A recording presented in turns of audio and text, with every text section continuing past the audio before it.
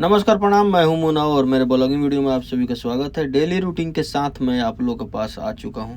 तो दोस्तों, आज जिम गए थे शाम के समय में और आप देख सकते हैं मैं दौड़ने के बाद ज़्यादातर रनिंग ही करता हूं। रनिंग करने के बाद देखिए पूरे एकदम भीग गया हूं। और इधर देखिए दो भाई लोग जिम कर रहे हैं।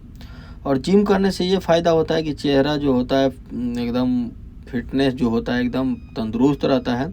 जिम एक बहाना है क्योंकि हम लोग के पास तो टाइम मिलता नहीं है काम करने से, तो सोचते हैं कि थोड़ा सा एक्सरसाइज कर लें।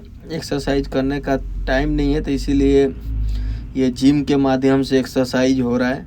तो आप लोग बताइए कैसा लग रहा है हमारा वीडियो।